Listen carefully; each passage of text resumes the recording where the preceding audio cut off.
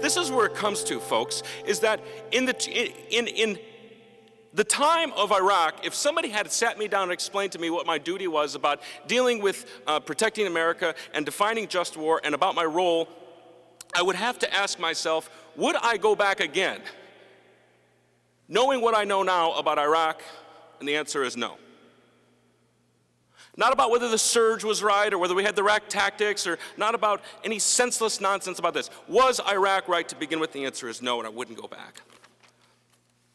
Now you see, I'm a conservative, I'm a Niebuhrian realist, and I understand that sometimes it may be violence, may be necessary in a time of grave criminality.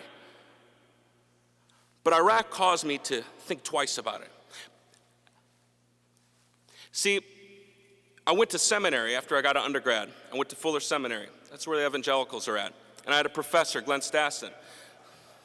I know.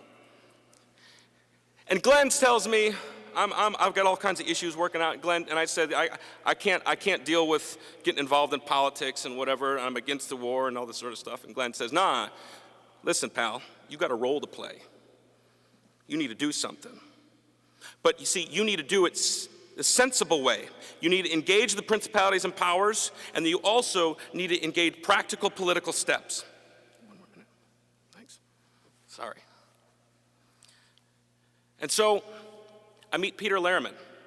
And Peter Lehrman and some folks down at ICUJP in Los Angeles invite me, and they say, listen, we got this conference going on. You need to get involved with us. And so I give a talk. And then there's another guy who gets a hold of me. His name's Robert Greenwald. He's got a film coming out called Rethink Afghanistan. And he said, listen, we need to get the people mobilized. It says, guess what? There's a different way to solve the problems of the war and of the world, and it doesn't have to do with military occupation.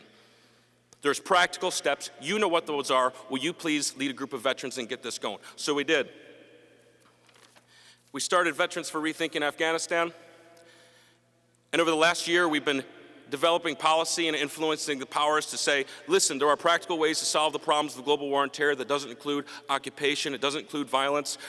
And just 72 hours ago, I returned from Afghanistan after having peace talks with former Taliban, the UN blacklisted number 3 of the Taliban, and a whole lot of other people, and said, listen, we can do this, people. We can sit down and we can figure out the problem of the world without having to drop bombs, without having to kill people, because guess what? Peace is really patriotic. It's really good for everybody, and if we only put our minds together and get a creative imagination and stop getting rid of the mythic narrative about what war is, then guess what? We can actually move ahead. This country was founded on a history of supposed to be perpetual peace that is interrupted from time to time of violence. We need to get back to that tradition.